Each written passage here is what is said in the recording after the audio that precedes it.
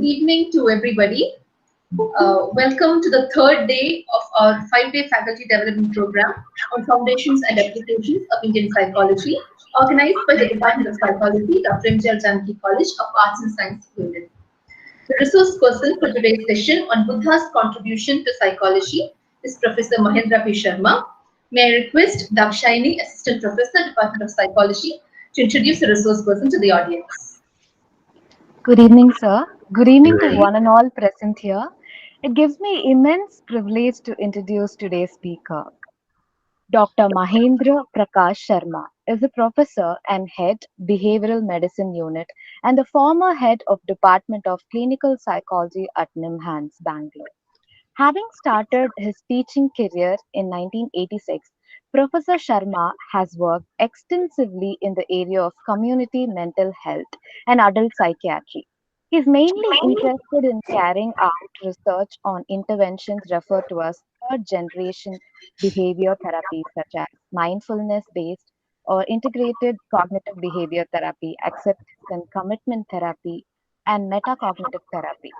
His interest in these interventions is the extension of his basic interest in the study of meditation, particularly the mindfulness meditation and interventions based on it. He is also interested in stress management in different populations, cognition and metacognition and emotional disorders, treatment of sexual dysfunction, pain management, and psycho-oncology. As an expert in cognitive behavior therapy, mindfulness based integrated cognitive behavioral interventions, and stress management, he has conducted a large number of workshops for mental health and other health professionals like IT professionals, paramilitary personnel, judges, college teachers, and general public. He has published more than 80 papers in national, international journals and books and presented more than 200 papers in national, international conferences, workshops, and symposiums.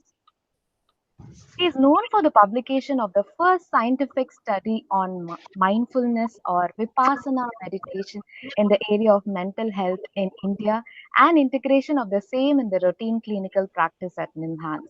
He has received a number of awards, including prestigious Professor H.N. Murthy Oration Award for the year 2006 for his unique contribution to the scientific field in terms of introducing mindfulness or vipassana meditation in the treatment of psychological and medical disorders in India and for his research contributions on mindfulness meditation based cognitive behavioral interventions. He was adjudged as one of the 50 icon clinical psychologists who have made outstanding contributions to the discipline at the occasion of celebrations of Golden Jubilee Year of Indian Association of Clinical Psychology and awarded the Special Honor Award during the 44th National Annual Conference of IACP 2018. He has served as an expert in many boards and committees.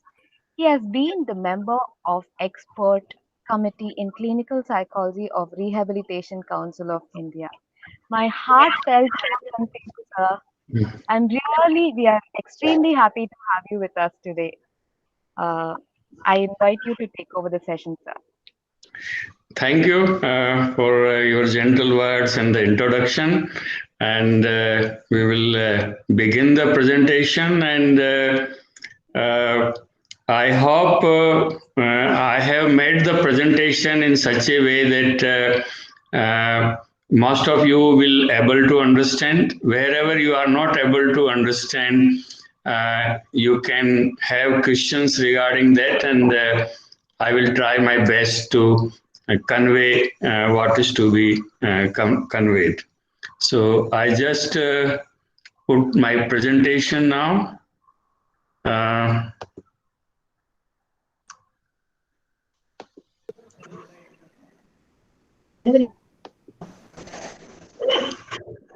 Is it visible? Shall I? Yes, sir, it is visible, sir. Okay. Shall I make it the full? Now Yes, how? it's not full screen. It's not the full screen. Okay. So So we start, you see, the Buddha's contribution to psychology. And that is in next 1 hour or so, I will be speaking the major contribution of the Buddha. What was his basic teaching, and particularly for us who have studied basically with the help of Western textbooks, and even we have Indian textbook, but they are basically you see based on the Western research knowledge, what we all know. So now this is a very good initiative in your university, where you are going to have this section on the Indian psychology. And so I was just talking to Dr. Ragita that we also have this section in one of our papers, and how we are going about it. So coming to the today's talk, I mean, that is to begin with Gautam the Buddha. I mean, that is he lived more than 2,500 years back, before his around like 536 to 438 years before the Christ. And in last 2,500 years, a lot of influence we can see of the Buddha's teaching, particularly in South East Asia. The Buddhism has made a great impact. So among the darshan or so that exist today, most influential are the Theravadins in the countries of Southeast Asia, which includes the India also. This is the one branch, the name they have given. Then in Korea and Japan, they have Zen, that is Zen Buddhism. And the secret of the sects of the Tibet, Dalai Lama, you all must be knowing, belongs to that school. And in the last one is the Chan school of the China.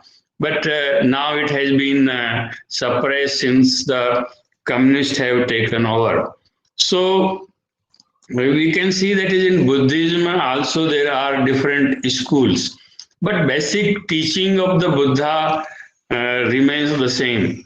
Like we have different schools in the psychology, in the similar way, in Buddhism also there are different schools.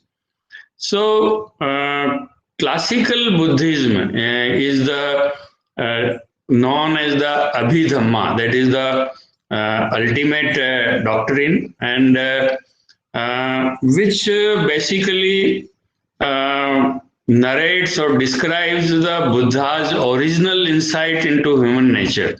And that is the how human nature is consisted of. That is the that has been covered in this Abhidhamma. And Buddha was himself was a great breakthrough, because among the different spiritual masters or the teachers, the Buddha's contribution is very significant. And as we move further, and then we will see how he is still relevant. So he is a category in himself, and what Buddha has contributed to human consciousness, to human evolution, to human growth is uncomparable and invaluable. And his acceptance is much more in the scientific world, particularly we are getting more and more work being done based on his teaching in the Western countries as well as in India. So, coming to other aspect, all great religious teachers compared to Buddha want people to become followers. So, but he was a person who don't wanted people to become the follower, like the more like a fellow travelers, and they want people to practice in a certain way. They want people to their morality and lifestyle. So Buddha was not in favor of that compared to the other teachers, and Buddha stands alone totally for the freedom, and without freedom man cannot know his ultimate mystery. So that is the one of the very subtle aspect of Buddha's teaching, and he was a rebellion in a way. I mean, that is the who his rebellion is very invisible, or it is very subtle, and because he was um, he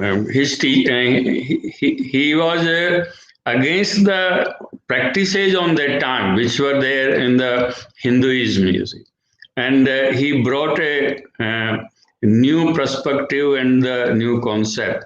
So he is also a enlightened revolutionary in a way. This is a very significant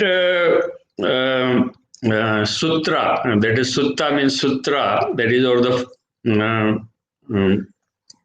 which is very important. That is the that is the what we do in today's cognitive behavior therapy also.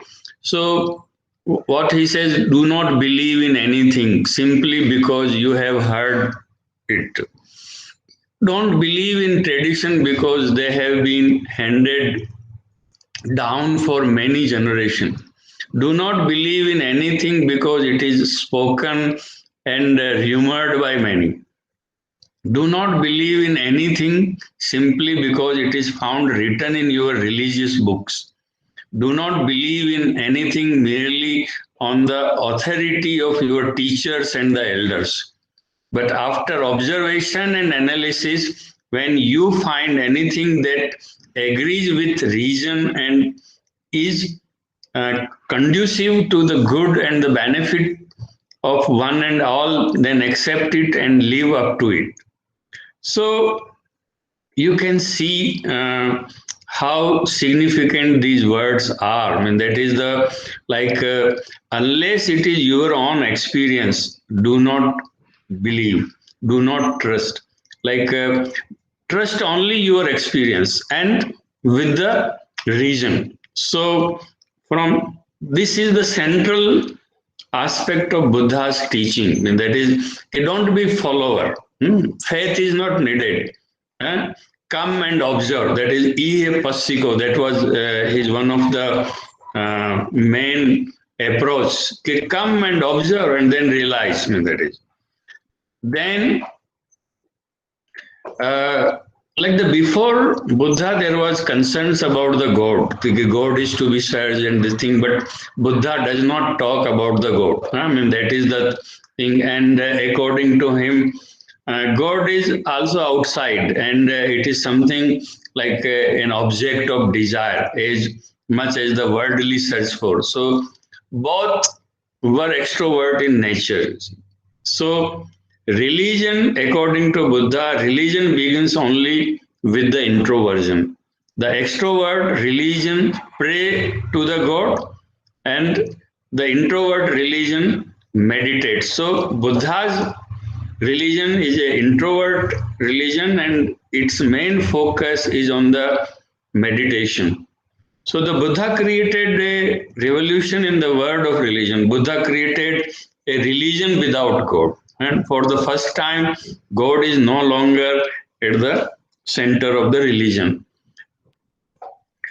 There was one Western philosopher who has he was a historian, religious historian, and he has written a very significant statement. He writes that Gautam Buddha is perhaps the only godless man and yet so godly. So, though he doesn't talk about the God, but he is very much godly. In a way, Buddha was the first psychologist. I was just started in the beginning. That word has known because he based his religion not on philosophy, but on psychology. So, as all we read, no, when we take psychology and the definition of the psychology, and that has been described as the science of the soul. So, according to Buddha, it is the science of within, going within oneself, and so in that way, the original definition and Buddha's teaching are very, or there are parallels, you can say. Buddha changed the whole religious dimension. He asked real questions. He was not a metaphysician. He never asked a metaphysical questions.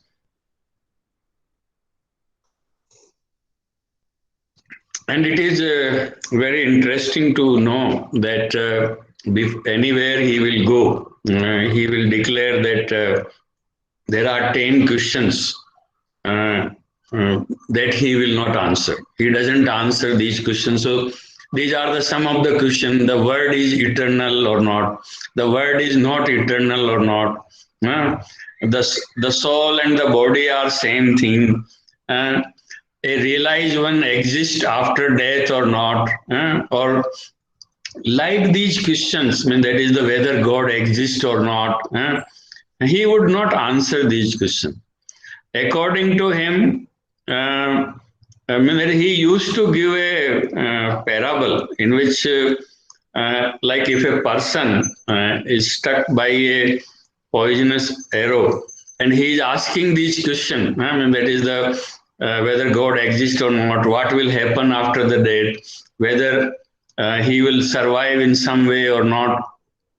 What will be our response? Our response will be that is first you need treatment, and there is no surety that you will survive or not. So, but best thing is first take the treatment and survive, and we can answer these questions later on. They are not realistic questions. Right now, realistic questions should be how my life can be saved. So, in this way, he used to respond. Then, one of the main teachings by the Buddha was the Four Noble Truths. And when you go through these noble truths, it is very similar to today's our clinical psychology, where we talk about the diagnosis. You see, I mean, there is the what is the reason and this thing. So, what are these four truths of noble truths? I mean, that is the truth or the reality for the spiritually worthy ones. You see, one can translate into in that way. So they are traditionally identified as first teaching given by the Buddha, and considered one of the most important teaching in Buddhism. And all in Buddhism or Buddhist scholars are emphasized to meditate over these noble truths whenever opportunity arises in day-to-day life. So these four truths have symbolic meaning. On the one hand, symbolism is that is these they help the they represent the awakening and the liberation of the Buddha. And propositional aspect is for the disciples and the followers and who wants to follow the or inspire from the teaching of the Buddha. Then what are these noble truths? One is dukkha, I mean, that is the life. In the life, there is suffering. I mean, that is the one have to accept that. I mean, that is if we are in this world, dukkha or the suffering or incapability of satisfying pain is the part of life. So this is the first truth one have to realize, and the second one is the what is its origin. I mean, that is samudya. I mean, that is the there is a, like, according to him, there is reason for the dukkha or the for the suffering, and which arise or comes together with the craving, desire, or the attachment. So the cause of dukkha is craving, desires, or the attachment. And there is a, I mean, that is ending of this suffering. You see, this is the very significant. I mean, that is, there is a state where suffering is not there. This is the one of the significant truths of the life which revealed by the Buddha. And the last one, there is a way out. I mean, there is the path which is leading to renouncement of tanha, that is the what called desire or craving, and cessation of the dukkha is there. So this particular slide shows that is among these four noble truths, two truths describe our current situation. That is the truth of suffering and the cause of suffering. We are in that state. And then the next one will be like the cessation of suffering by following the path to the cessation of the suffering. So these last two truths describe our potential for the growth, you see.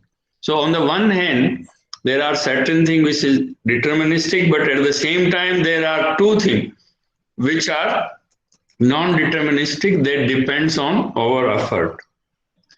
Then he talked about the eightfold path, that is the Ashtanga mark, that is your Nikai, or the that is the what has been described. So right view, I mean, that is the samyak drashti. I mean, that is the what originally it is.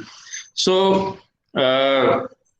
what he says, that is the people are required to have the balanced view. I mean, that is right view. I mean, that is a balanced view,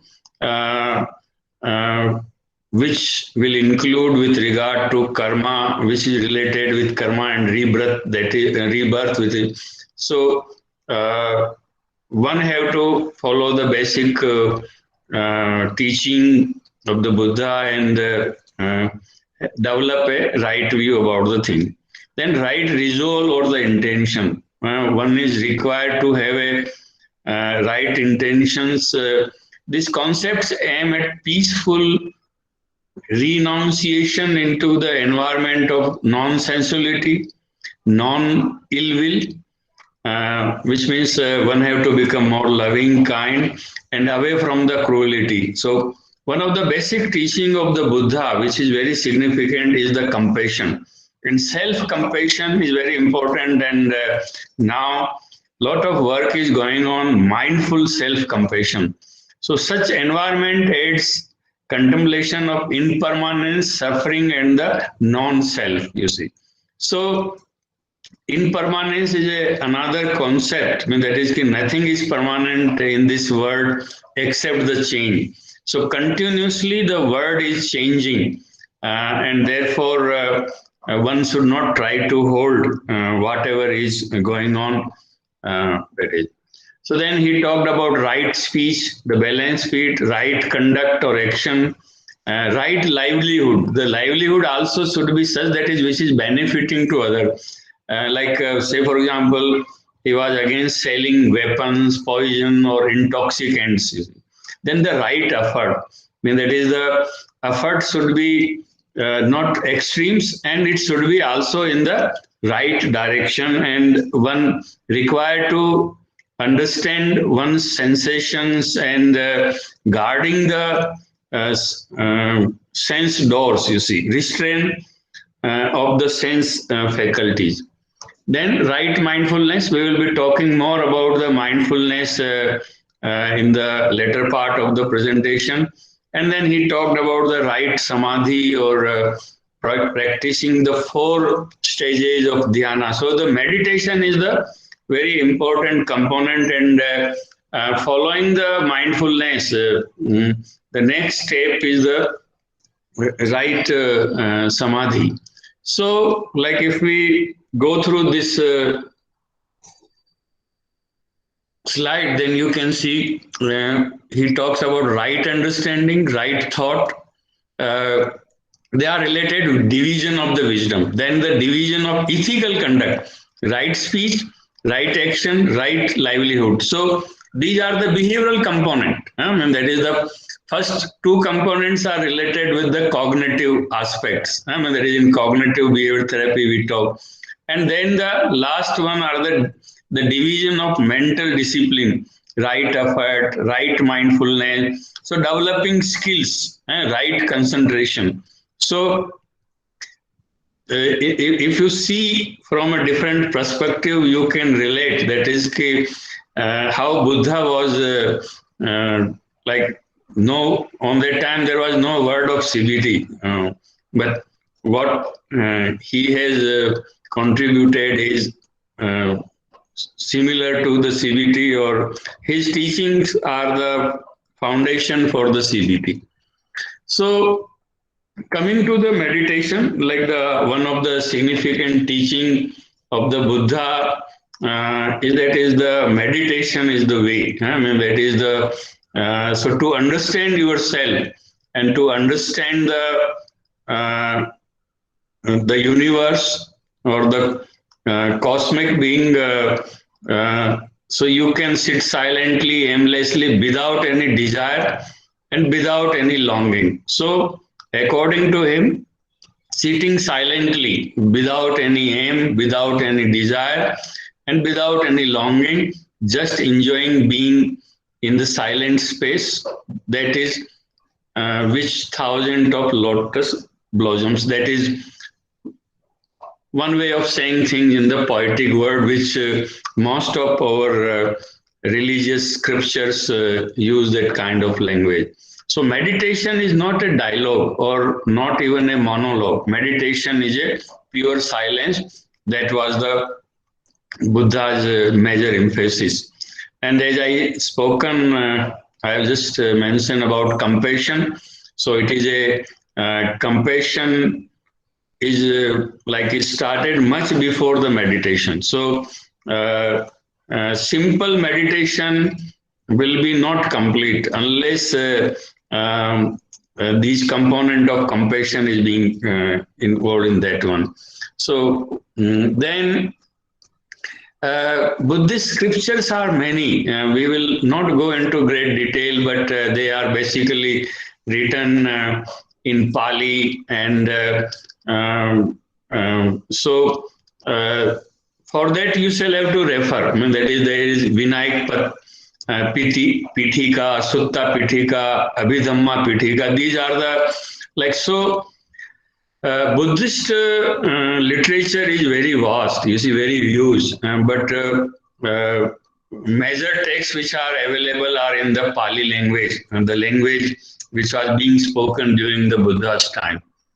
Then Dhampada is the collection of the saying of Buddha in verses from, and one of the most widely read and best known Buddhist scripture.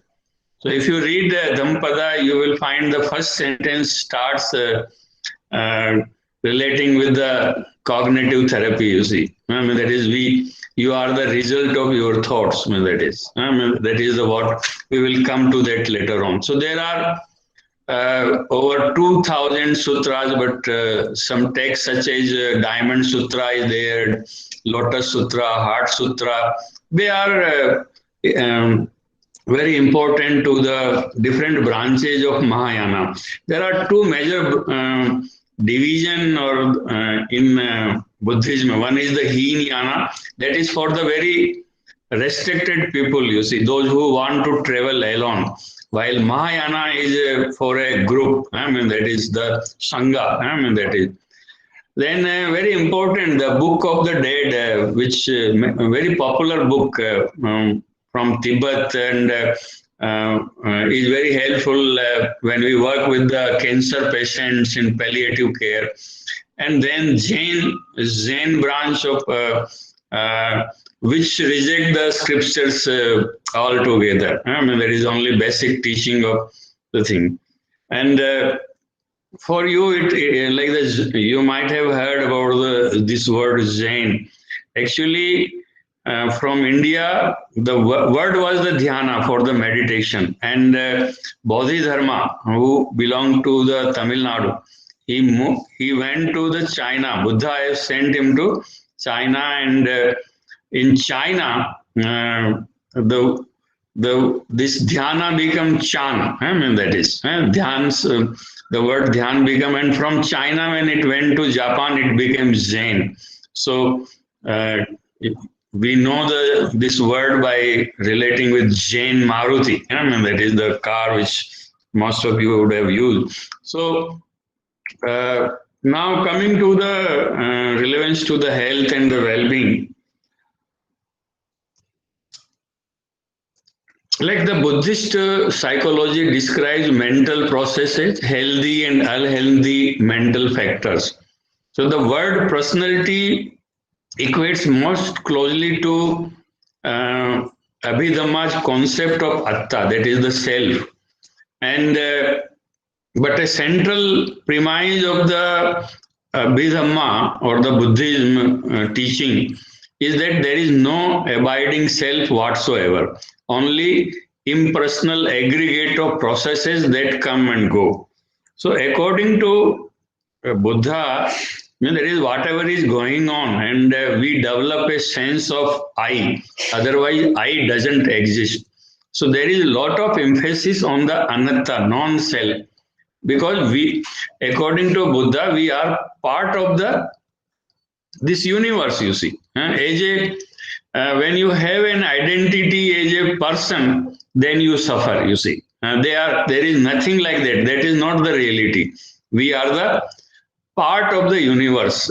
Of course, for day-to-day life, for functional, the identity is necessary. That is the part of this samsara or the world. But in reality, there is nothing like that. You see, that is the thing. And ancient Buddhist text discusses about atta or atta, or it is similar to atma, jiva, or nam rupa. So the self, according to the Buddhist psychology, is the sum total of body parts, thoughts, sensation, desires, memories, and so on. And it is equal to matter. You see, I mean, there is like when person dies, it also dies. It is not permanent. You see, permanent is something else. I mean, that is so. Contemporary phenomenology schools also emphasize observing oneself. You see, that is one of the major teaching of the Buddha through the meditation. So phenomenology, in our diagnosis of mental disorders, we use the phenomenology as a main tool. And so Buddha's teaching is basically from analysis to synthesis. When we see its relevance to CBT, there are many commonalities. I have already mentioned a few of them. Like both aim at to observe, question, and alleviate the experience of suffering. That is something common. And a clear understanding of reality and creating an effective context to cultivate new approaches to one's struggle and personal development. So both are having this commonality.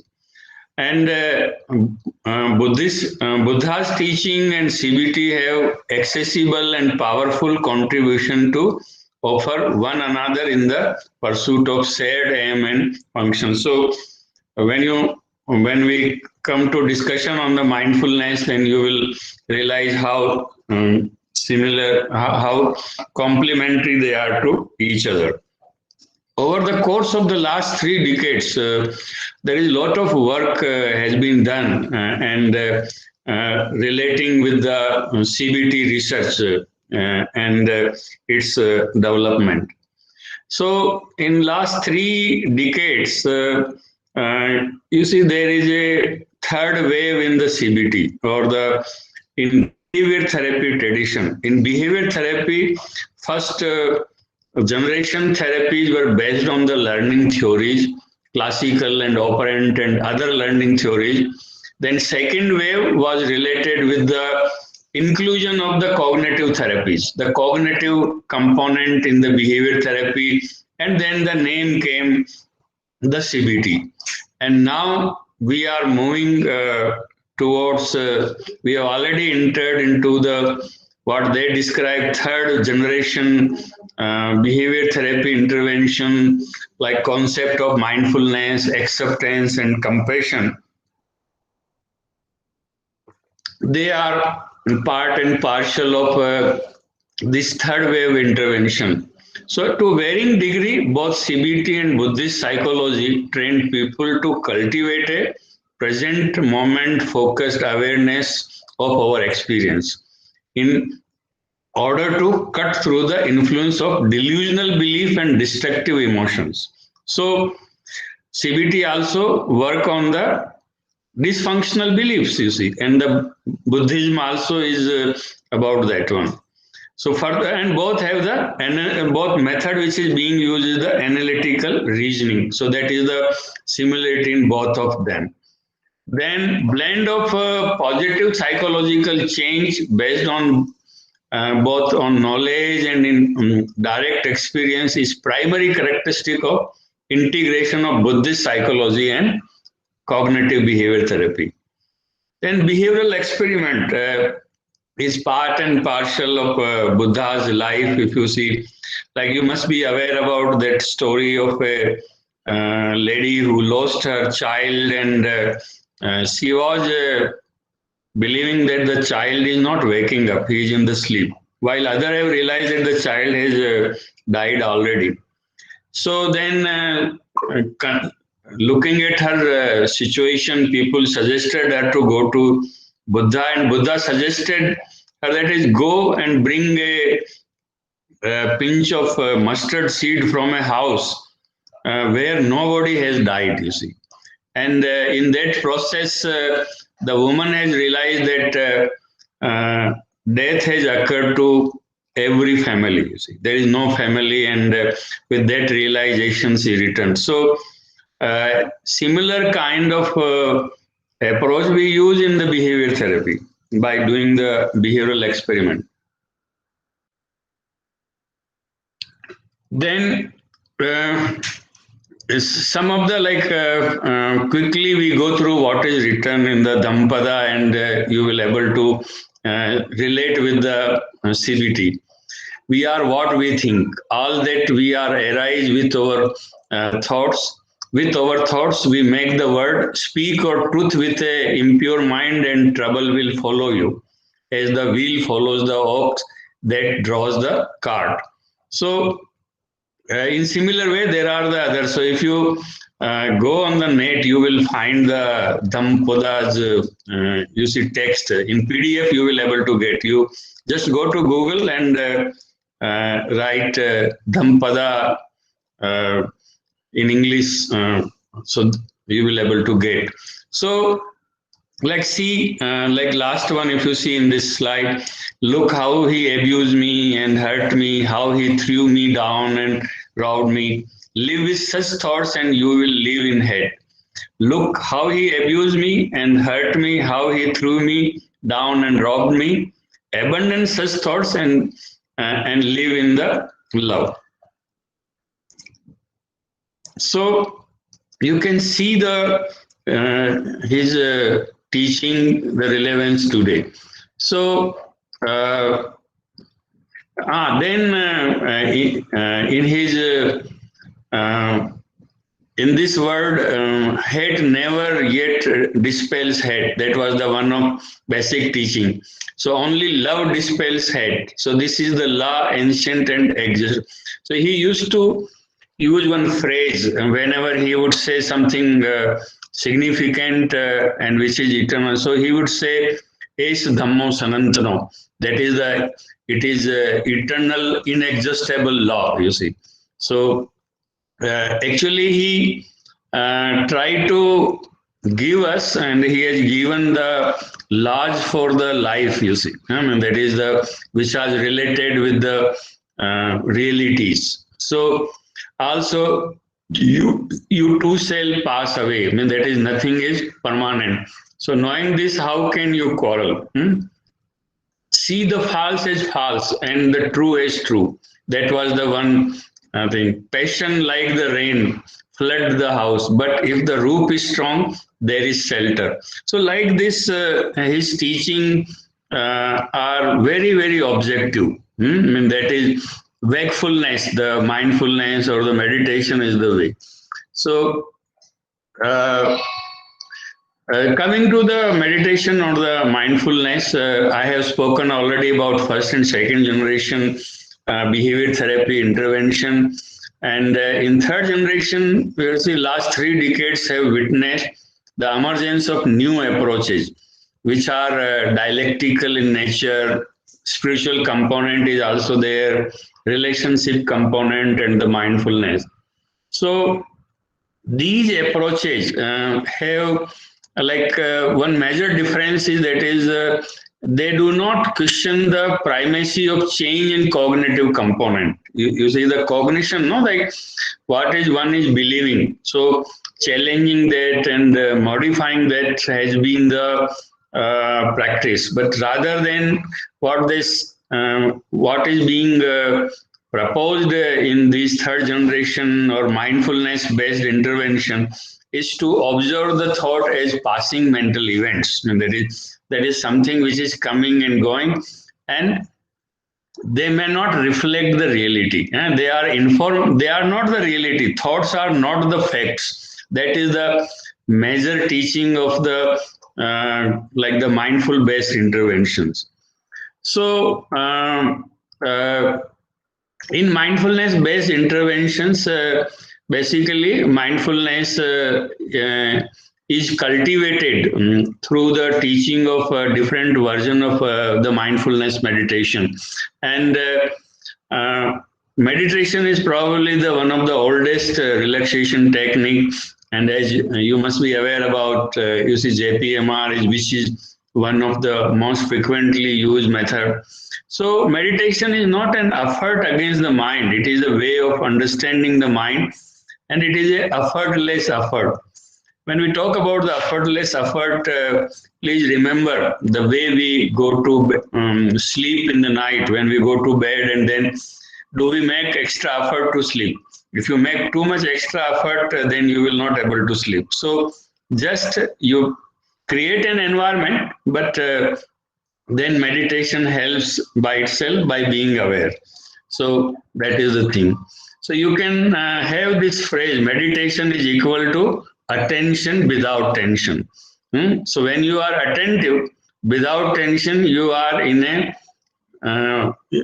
meditative state, or you can say you are mindful. I mean, that is.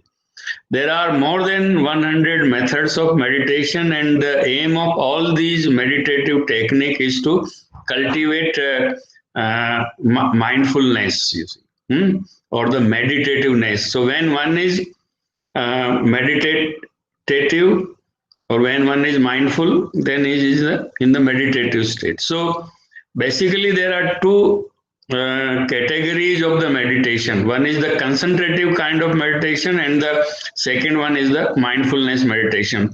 In concentrative kind of meditation, the focus is only one object, like one mantra, one idol, or like in Tratak meditation, they light a candle, and practitioner are supposed to focus their attention on the flame. But in mindfulness meditation, it is everything is included. You see, 360 angle you can think of. I mean, that is everything within yourself and around you. So Vipassana meditation is part and parcel of Buddha's teaching, and Vipassana in Pali means insight, you see, and to see the things as they are.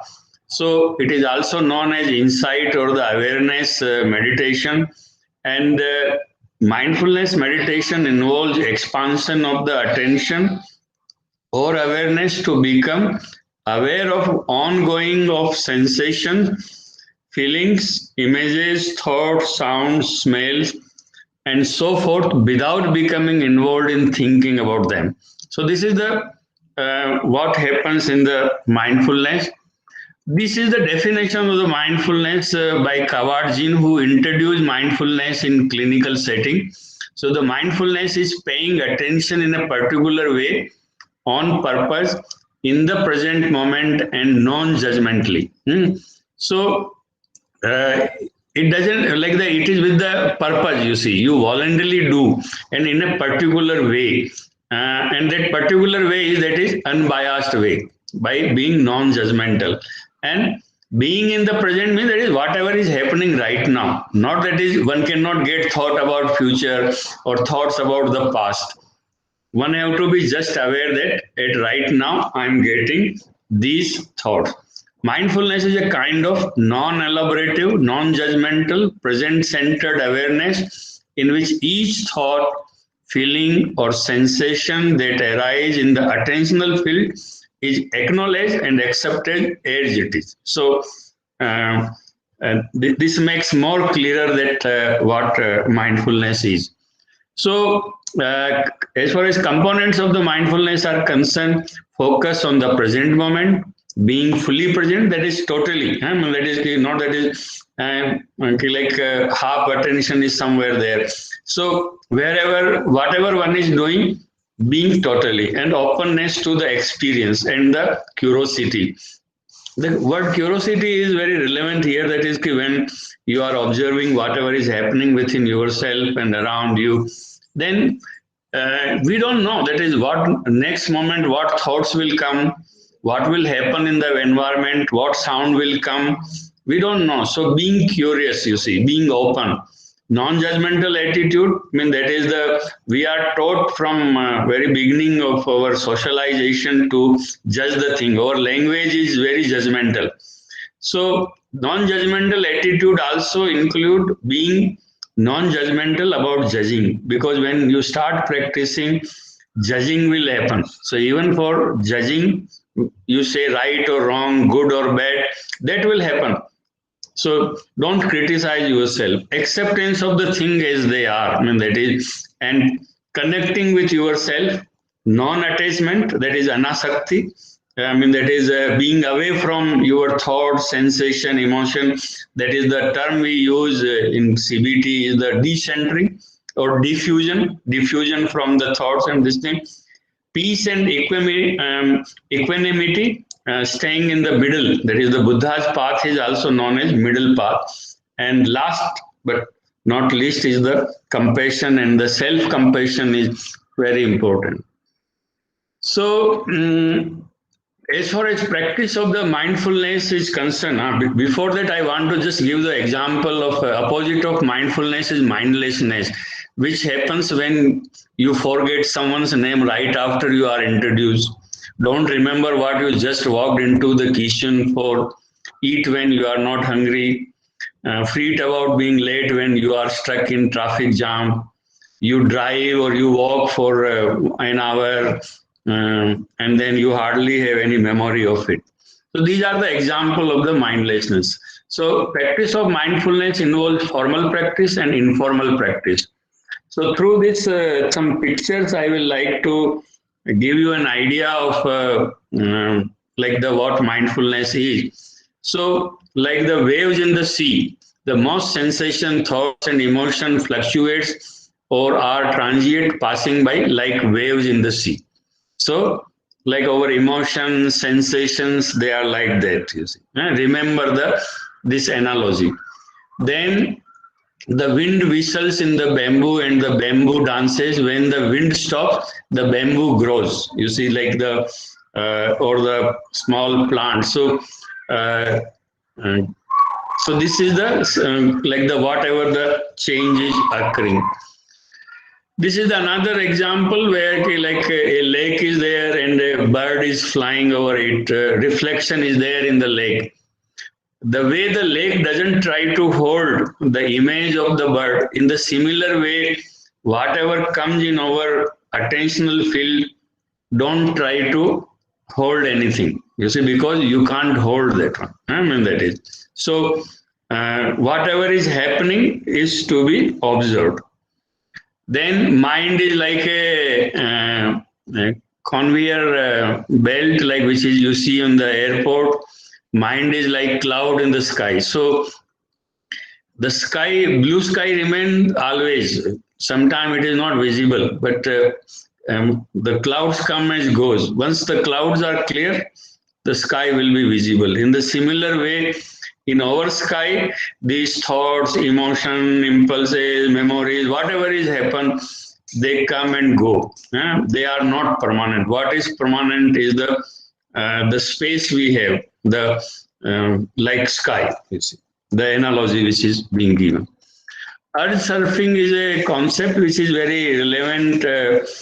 Don't try to don't allow the desires to overcome, like craving. So it is very much relevant in the substance abuse, where people have craving. So mindfulness teaches how to overcome the craving, which you all have experienced. If you have done fasting, then like at a breakfast or lunchtime, you will feel extraordinary desire to have food. But when the time passes, you don't feel hungry. So if you are able to overcome the craving, you don't allow you surf the urge, then what will happen? It will peak and it will come down by itself. Let go attitude is one of the thing. Don't be serious in the meditation. Be playful. That is the one of the teaching.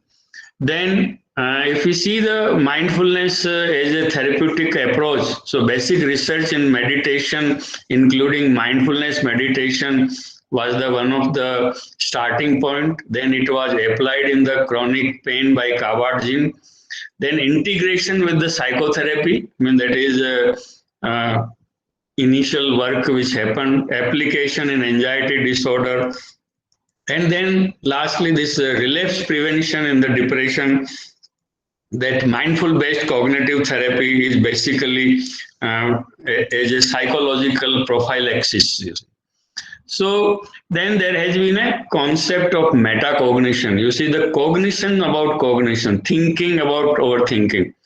Like if I have a belief, then what I think about that is how sure about I am. So mindfulness based approaches, they questions the what are our beliefs. I mean, that is whether they are true or not, whether they reflect the reality or not. Then the metacognitive knowledge, I mean, that is we know all, that is sometimes we get more thoughts, sometimes we get less thoughts, sometimes we have good dreams, bad dreams, sometimes less dream. That is the knowledge. But metacognitive awareness is something when we are in the present moment and observing whatever is going on. So next step is the metacognitive insight.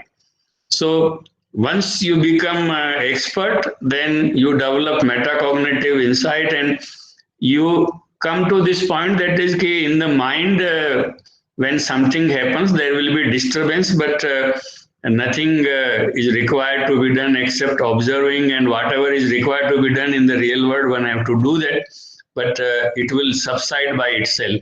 So one doesn't get upset by what happens in the one's mind. Then cognitive attention syndrome is a term given by Indian Wells, who have developed metacognitive therapy.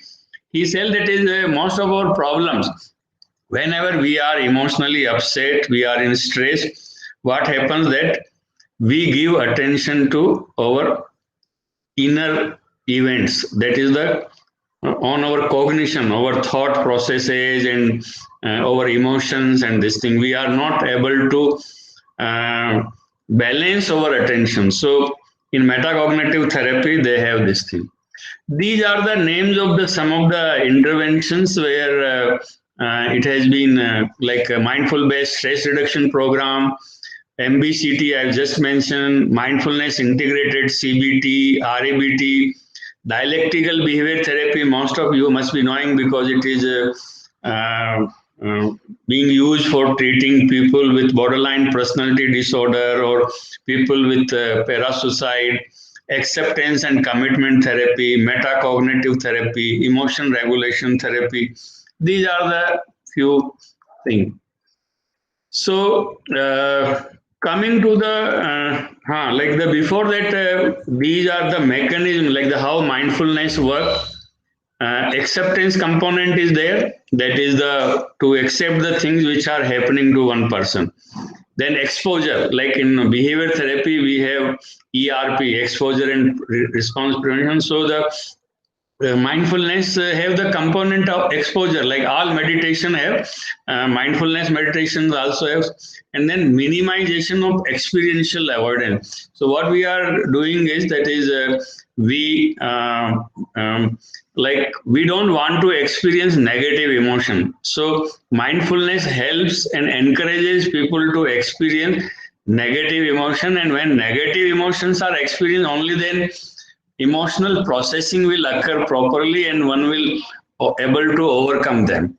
Then cognitive change in metacognitive in nature, then relaxation is also produced, then it also helps in the self management. So coming to the conclusion, research has shown that the majority of people who went through mindful based treatment program report lasting reduction in both physical and psychological symptoms.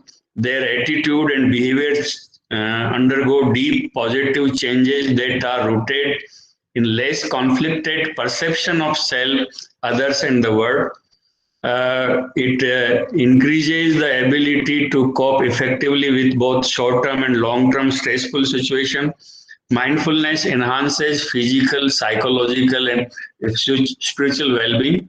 Therefore, mindfulness meditation and therapeutic program based upon its basic assumption and practices can be used effectively in the treatment of a wide range of mental and physical health problems.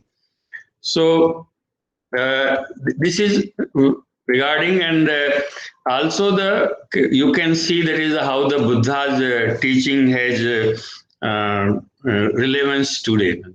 So I thank you for patience listening, and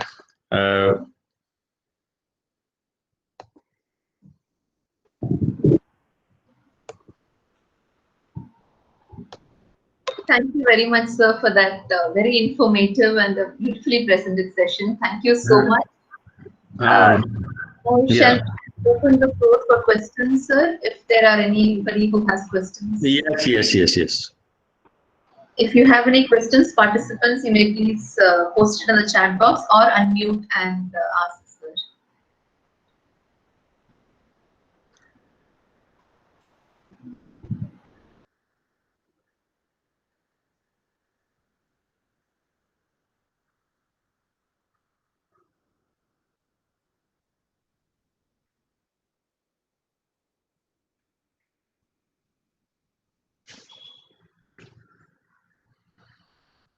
Yes, at least tell me that is whether I was able to communicate to you. That is.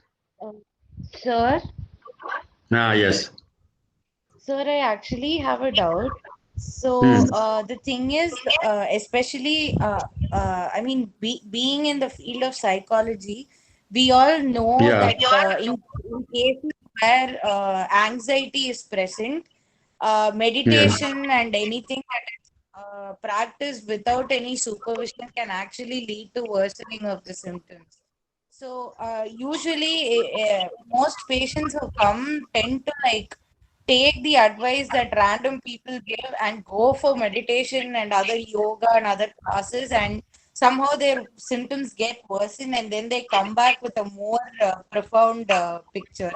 So, how do we clearly communicate to our clients the disadvantages that meditation itself could have, especially when they don't have control over the symptoms, sir? You have raised a very significant point, and you see, like with the people who are having emotional problems, you see, they require to practice these things under the supervision. I mean, that is, and uh, what one have to understand, that is when we clinician, when we are using uh, meditation or meditative approaches, say like the mindfulness, our aim is not the nirvana or the moksha. Our basically we are using a method to understand the mind. But what happens now?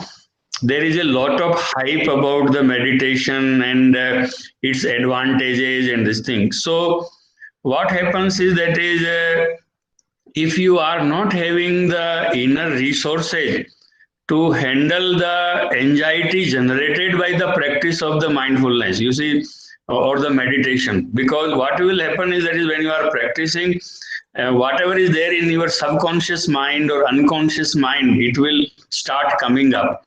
And so like we have to see, like the like in clinical setting, there is the mild to moderate depression, like the it can be practiced, but more than that one should not, and one should prepare before that. Similarly, when anxiety is very high, I mean, that is one would require some medication support also. So one should have the this clarity that one have to also follow the right instructions. I mean, that is, and duration. Sometimes what happens, no, like people are advised to practice only for half an hour. They will, oh, it is benefiting me, and they will start practicing more. So not more than 1 hour in 24 hours. That is the generally I tell people. But generally, in the research studies, people are asked to practice about 20 to 30 minutes daily. I mean, that is the one. So, by following the rule, if one is not following, so if something is good, and then there should be a preparation, there should be a orientation. I mean, that is the so the meditation is not advantageous to everybody. You see, there is a lot of research has been done on that one, and many have like those who are vulnerable, you see, for psychosis, if they do excessive practice or without supervision, they can go into brief period of the psychosis also. They can experience unusual experiences may happen, and they may not able to understand. So your point is very valid that it should be done in the supervision, and so that a guide who has some experience, so one doesn't get lost in these things. I hope I have answered your question.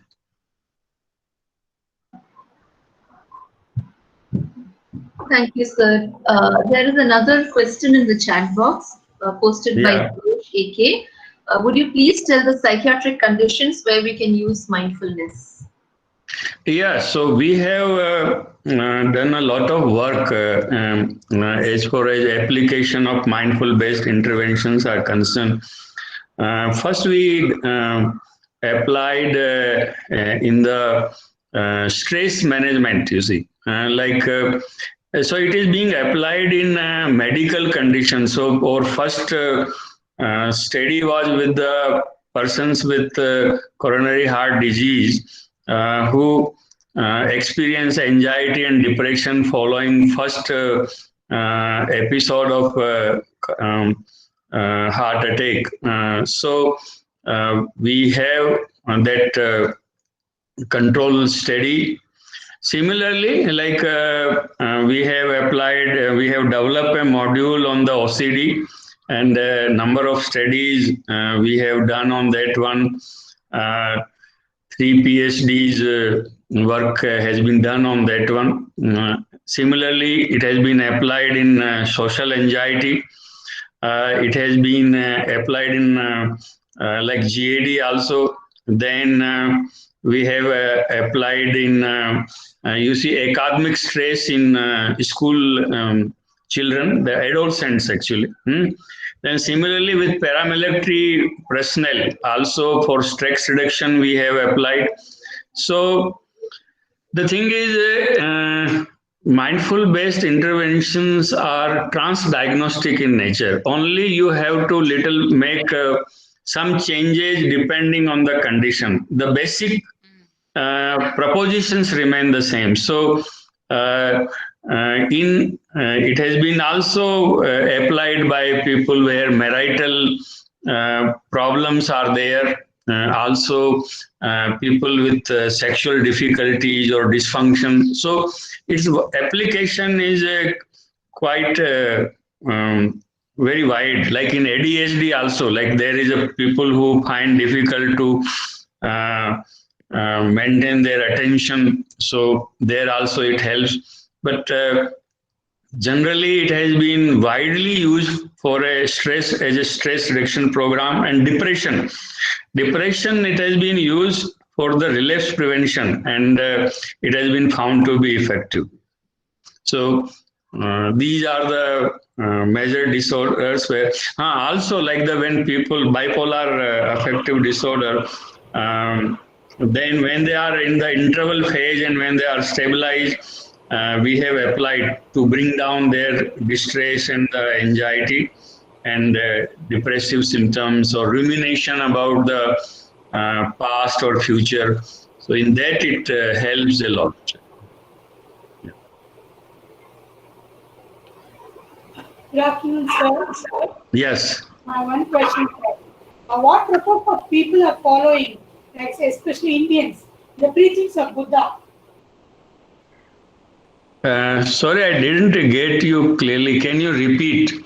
Yes, sir. Please tell us what proportion of people are following the preachings of Buddha in India? Now there is no statistics about that one, and I'm also like a psychologist like you basically. So of course you see like number of Buddhist followers has been very less, but of course there are many people who are turning into adopting Buddha, but that is more socio-political reason. So exact figure we cannot. Like I'm not a sociologist, and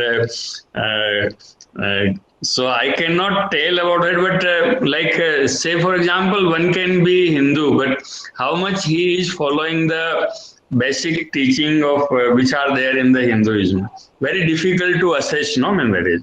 So in the similar way, by census will able to tell us that is how many Buddhists are there in India, but compared to Hindu population, they are in minority. Like Jains are very much in the minority. That is.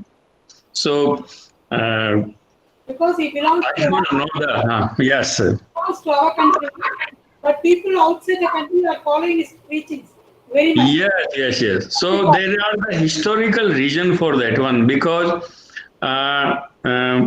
there was a lot of opposition of Buddha's teaching during his time and later on also. And because his, as I said during my presentation, he was a rebel. He was a rebellion against the tradition, whatever is being followed on that time. And the, like said, not having the concept of God, of Atma or the soul. And they were against the, you see, the religion, the Hindu religion on that time, or the Jainism which was there. So that's why it went out of India, and Buddhism is more in the other countries like in Korea, Japan, Vietnam, to some extent in the China, Cambodia. So Sri Lanka is a Yes, sir. near our neighbor. Yeah. Thank you very much, sir. Welcome. I hope I have tried my best to answer your question. Thank you. So there's one more question in the chat box by Laya Shekhar. Now, so many mindfulness meditation programs are going on in online mode. Is it daily to practice it through online mode? where we hardly get the supervision of a guru or an instructor? I mean, that is like what we have to understand is that is the limitation of the online program and the all the online interaction. Like for example, when I was making this presentation, I can't see you people. And I can't interact. So generally, if it would have been in person, then we would have better interaction. I would have asked you some question to gauge what you know already or what you would like to know. So these limitations are there, but what you have to remember that supervision is needed, like the guidance is needed, uh, and it depends on the online program, you see. And generally, what happens? No, people conduct the program, and after that, there is no follow up. So these issues of training and supervision are very important, and the instructions are to be followed. So particularly when we do the research, we have to follow all the same instruction for all the patients. And duration of the meditation or meditative exercises, whatever we use, require to be time limited, because as I said, no, like we are dealing with in clinical setting, we are dealing with the people who are having emotional problem.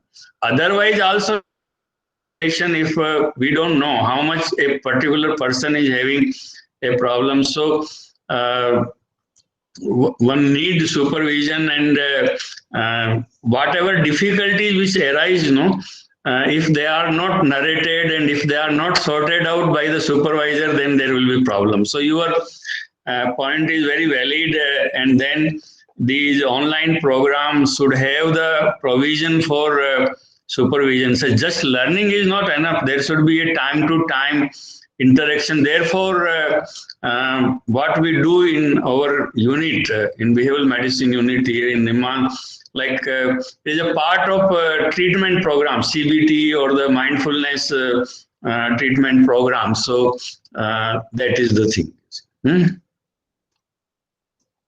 I hope I answered your question. Thank you, sir. Do we have any more questions from the participants?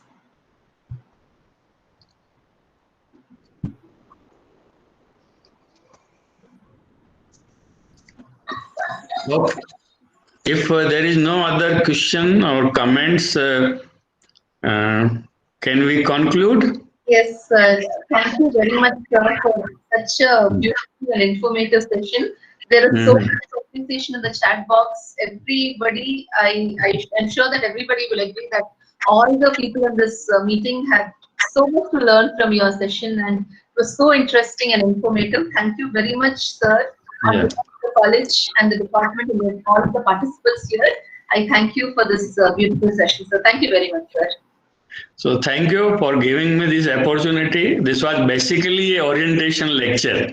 So